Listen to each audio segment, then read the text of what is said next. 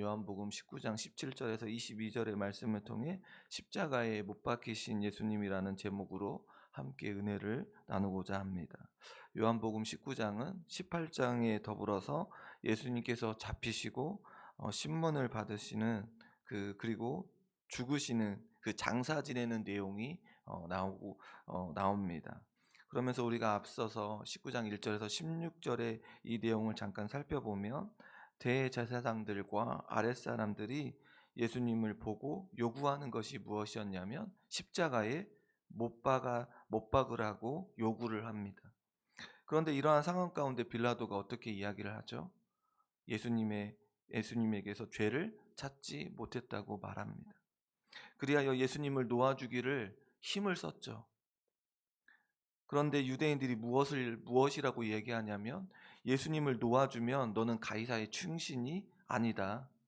자신을 왕이라 하는 자는 가이사를 반역하는 것이라고 소리를 지르며 예수님을 못 박으라고 말합니다. 그리하여 빌라도가 어떻게 하냐면 예수님을 끌고 나가서 돌을 깐 뜰에 있는 이 재판석에 앉아서 판결을 합니다.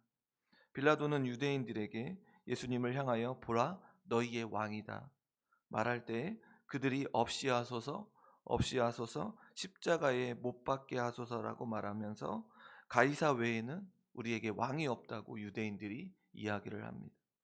대제사장들이 이야기를 하죠. 이러한 모습을 통해서 그들은 공개적으로 누구를 거부하냐면 예수님의 왕되심을 거부합니다. 결국 그들은 진정한 왕으로 오셨던 예수님을 거절하는 것을 보게 됩니다. 그러면서 빌라도는 예수님을 못 박도록 그들에게 넘겨줍니다. 그러면서 오늘 본문이 시작되어지는데 예수님께서 십자가에 못 박히시는 이 장면 속에서 우리는 진정한 왕으로 오신 예수님께서 어떤 모습으로 나아가냐면 자기의 십자가, 오늘 본문에 보면 자기의 십자가를 지시고 당당히 이 걸어가시는 그 예수님의 모습을 우리는 보게 되는데 이 모습이 이 예수님의 이 자기의 십자가를 지고 가시는 이 당당한 이 모습이 우리에게 얼마나 큰 은혜가 되는지, 이 일을 통하여 우리가 구원받으며 하나님의 백성이 되어지는 이 놀라운 그 은혜를 누리는 자, 그 모습이 저와 여러 성도님들에게 나타났다는 것을 기억해야 합니다. 이 자기의 십자가를 지시고 당당하게 걸어가시는 이 모습을 통하여 구원받은 우리가 얼마나 큰 은혜인지를 깨닫는 그런 복된 시간이 되기를 주님의 이름으로 소원합니다. 앞선 16절에서 보면 무엇라고 기록되어 있냐면 빌라도는 예수님을 십자가에 못 박도록 넘겨주었습니다. 그리고 우리가 읽은 오늘 본문 17절에 보면 무엇이라고 말하고 있냐면 그들이 예수를 맡았다고 말합니다. 여기에서 말하는 그들은 누구냐면 로마의 군인들인데 23절에 보면 그 이유를 알 수 있습니다. 무엇라고 기록하고 있냐면 군인들이라고 기록하면서 예수님을 십자가에 못 박았다고 기록하고 있기에 여기서 그들은 누구인가? 바로 로마의 군인들을 얘기합니다. 보통 4명의 군인들이 이 일을 수행했다고 하는데 예수님께서는 제가 서두에서도 얘기했듯이 자기의 십자가를 지시고 히브리 말로 골고다라는 곳에 나아가십니다. 요한복음 19장 17절의 말씀에 보면 예수께서 자기의 십자가를 지시고 해골이라 하는 곳에 나가시니 라고 기록하고 있는데 이 요한복음을 쓴 요한이 십자가의 처형장인 골고다를 오르시는 예수님의 모습을 오르시는 모습을 묘사하는데 다른 복음서를 보면 이 모습 우리가 지금 읽은 이 모습과는 조금 다른 것들을 보게 됩니다. 인간으로서의 그 인성보다는 하나님의 아들이자 이 땅의 진정한 왕으로서 오신 그 모습을 강조하고 있는 것을 보게 됩니다. 그리하여 아무런 죄가 없으신 예수님께서 치욕적인 이 죽음을 상징하는 십자가와 무관하지만 무관한 걸음을 무관하시지 않습니까? 아무런 죄가 없으신 예수님께서 이 십자가를 지시는 것과는 아무런 관련이 없지만 이 자기의 십자가라고 하는 이 표현을 통하여 인류를 죄와 사망으로부터 구원하시기 위해 져야 할 십자가를 스스로 지고 올라간 것처럼 표현하고 있다는 사실입니다. 그러면서 다른 복음서에 보면 이 십자가의 처형의 판결을 받기 위해 어떻게 표현하고 있냐면 십자가의 그 수평목을 지고 처형의 장소까지 가야 하는데 그 걸음걸음을 묘사하면서 중간에 어떤 이야기가 등장하냐면 구레네 사람 시몬이 등장합니다. 그리하여 예수님을 대신하여 억지로 십자가를 지고 가는 내용이 나옵니다. 그런데 요한은 이 모습을 다 생략하고 인간의 모든 죄를 대속하시기 위해 당당히 자신의 십자가를 지고 가시는 이 죽음의 그 현장을 굉장히 부각하고 있는 것을 보게 됩니다.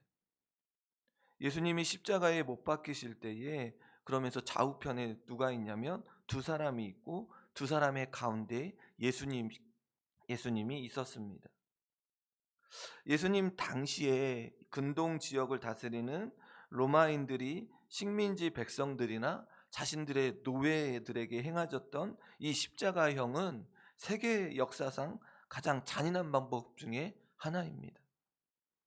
십자가형은 로마에 대한 반역을 시도하거나 그 외의 흉악범들에 대해서만 적용되어졌던 형벌이었음에도 불구하고 아무런 죄도 없으신 예수님께서 행하여지고 있는 것을 우리는 목도하고 있습니다.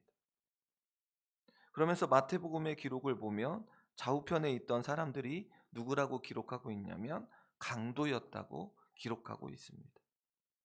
그러면서 18절에 우리가 이게 처음 말씀을 보면 어떤 단어가 등장하냐면 그들이라고 하는 단어를 통하여 실제적으로 십자가형을 주도하고 있는 자들은 로마의 군인들이라고 말할 수 있지만 또 다른 사람들 누가 이 일에 관련되어 있다는 것을 말해주고 있습니까? 그들이라고 하는 이 표현을 통하여 유대인들, 대제사장들이 주체가 되어지고 있다라고 하는 이 사실을 그들이라고 하는 이 표현을 통하여 요한이 이야기하고 있는 것을 보게 됩니다. 그리하여 요한은 예수님을 못 박도록 말한 그 유대인들의 책임을 져야 함을 말해주고 있는 것입니다. 대제사장들은 앞선 15절에 보면 무엇라고 기록하고 있냐면 우리에게 왕이 없다고 했는데 빌라도는 십자가에 못 박히신 예수님에 대하여 그 패를 쓰는 것을 볼 때 무엇라고 표를 썼냐면 나사렛 예수 유대인의 왕이라고 패를 써서 십자가 위에 붙입니다. 이것은 히브리 말과 로마와 헬라 말로 기록되어 있는데 많은 유대인들이 이 패를 읽게 되었습니다. 팔레스타인 지방에서 십자가형이 처해질 경우에 십자가에 달린 패를 많은 사람들이 볼 수 있도록 유대인들이 사용하고 있는 아람어, 로마인들이 관공서에 사용하는 라틴어, 그리고 읽고 쓰는 일에 사용하던 헬라어 세 개 국어로 기록되어서 많은 사람들이 볼 수 있도록 했다라는 사실입니다. 그러면서 유대인의 대제사장들이 이 빌라도가 쓴 패에 대해서 어떻게 말하고 있습니까? 19장 21절의 말씀해 보니 유대인의 대제사장들이 빌라도에게 이르되 유대인의 왕이라고 쓰지 마라. 그리고 무엇라고 쓰라고 말하고 있습니까? 자칭 유대인의 왕이라고 쓰라라 라고 말하고 있습니다. 나사렛 예수 유대인의 왕이라 쓰지 말고 자칭 유대인의 왕이라고 쓰도록 요청하고 있다는 사실입니다. 왜 그렇겠습니까? 빌라도가 예수님의 십자가 패후에 유대인의 왕이라고 쓴 이 사실에 무엇을 느끼는 것입니까? 굴욕감도 느낄 뿐만 아니라 양심의 가책을 느끼고 있다는 것입니다. 유대인의 왕이라고 하는 이 패는 자신들이 왕을 못 박아 죽이는 일에 앞장선 그 자들이 되는 것이며 이 일이 사실이 아니라고 한다면 애매한 사람에게 누명을 씌워 억울하게 죽임을 당하게 한 자들이 자신들이 되어지기 때문에 지금 이렇게 표현하고 있다는 것입니다.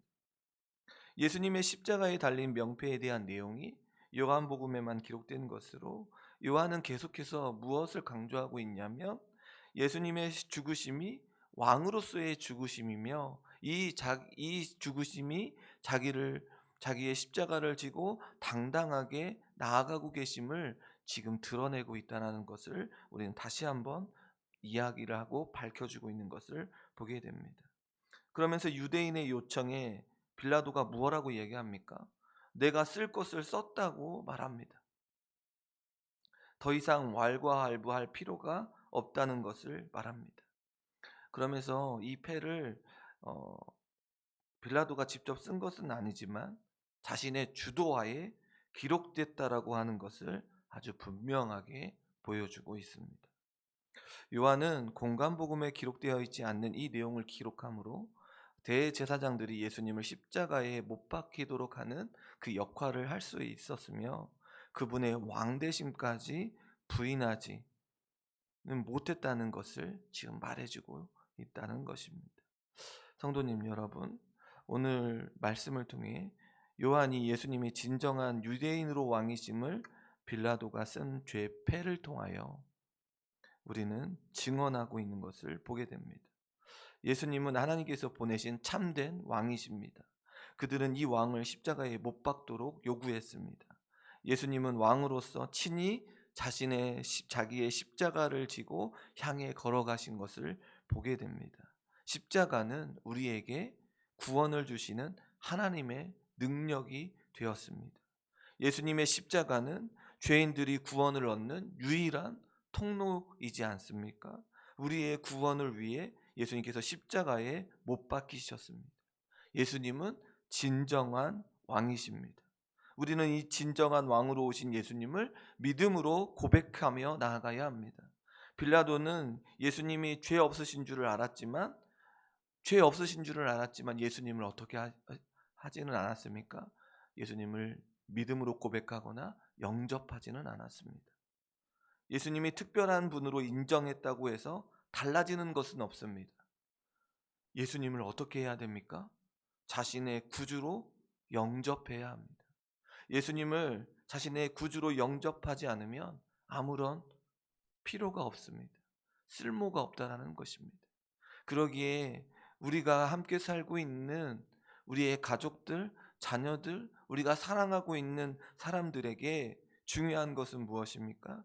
예수님을 자신의 구주로 영접하며 믿음으로 고백하며 살고 있는지, 그것이 정말로 중요한 문제라는 것입니다. 이 문제 앞에 왜 그렇습니까? 이러한 예수님을 믿음으로 고백하며 영접하는 자는 예수님이 누구라는 사실을 인정하는 것이기 때문에 그렇습니까? 우리의 참된 왕임을 인정하며 살아가기 때문에 그렇다는 것입니다. 그러기에 올라온 오늘 성도님들께서 우리 주변과 우리의 자녀들과 우리 가정에 정말로 예수 그리스도를 믿음으로 고백하며 영접하며 나아가고 있는지를 살펴보면서 그런 일들을 하지 못하고 있는 자들이 있다면 우리가 어떻게 해야 될까요?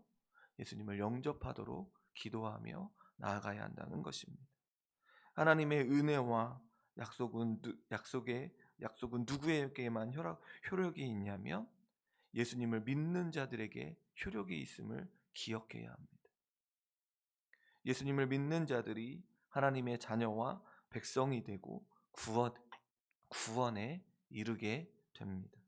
오늘 이 새벽 십자가에 못 박히신 예수님을 바라보시면서 자기의 십자가를 지시고 당당히 그 걸음을 걸으셨던 예수님을 바라보시면서 그분이 우리의 왕이심을 다시 한번 깨달으시고 그 왕 되신 예수님을 마음으로 모시며 어떻게 하면 그 예수님과 함께 더불어 우리의 인생을 살아나갈 수 있을까 고민하시고 그때까지 그렇게 살지 못하는 것들 때문에 가슴 아파하고 하나님 앞에 올라와 다시금 기도하며 하나님 어떻게 살아야 하죠? 하나님 어떻게 살아야 하죠? 매일매일 주님의 보좌 앞에 올라와 기도하며 간구하는 우리가 모두 되어주기를 소망합니다. 예수님께서 우리의 삶의 주인이심을 고백하며 예수님을 삶의 중심에 모시고 하나님의 자녀들이 다 되기를 주님의 이름으로 소원합니다. 기도하겠습니다.